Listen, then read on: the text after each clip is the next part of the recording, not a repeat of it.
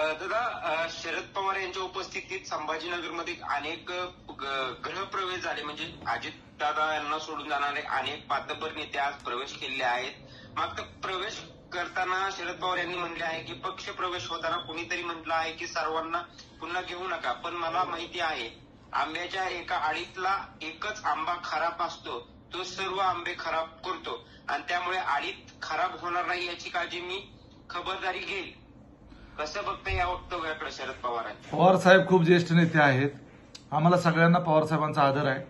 मुळातच या पक्षामध्ये ज्या पद्धतीनं वेगळा विचार घेऊन अजितदादांच्या नेतृत्वामध्ये जे काही आमदार बाहेर पडले, अनेक कार्यकर्ते पदाधिकारी बाहेर पडले, त्याच्यामध्ये ज्येष्ठ नेते भुजबळ साहेब, प्रफुल्ल पटेल साहेब, दिलीपराव वळसे पाटील साहेब, हसन मुश्रीफ साहेब, सुनीलजी तटकरे साहेब, ही सगळी माणसं जी आहेत ती पवार साहेबांनी घडवलेली मोठी केलेली माणसं आहेत.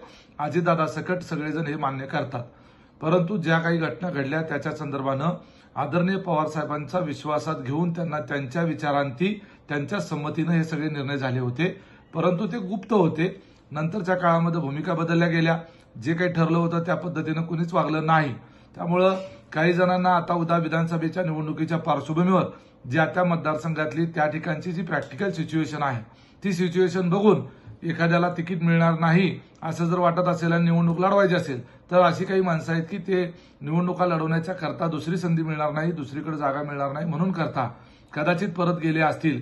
तीच परिस्थिती पवारसाहेबांच्या पक्षामध्ये उद्याच्याला महाविकास आघाडी म्हणून निवडणूक लढवत असताना शिवसेना, काँग्रेस आणि राष्ट्रवादी जिथं कुठं जागांचं ओव्हरलॅपिंग होईल तिथं त्या ठिकाणची ज्यांना निवडणूक लढवायची असेल त्यामुळे पवारसाहेबांच्या पक्षातले काही जण सुद्धा आमच्याकडे येऊ शकतात. तसे अनेक लोक संपर्कात आहेत.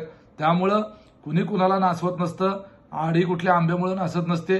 ज्या वेळेला आपल्या संमतीनंच हे सगळं झालेलं असतं त्यावेळेला या पद्धतीनं बोलणं देखील योग्य नाही. परंतु पवार साहेबांचं खूप ज्येष्ठ आहेत. त्यांच्या संदर्भानं आम्ही त्यांच्या चुका काढण्या एवढं आमची पात्रता नाही, आमची योग्यताही नाही.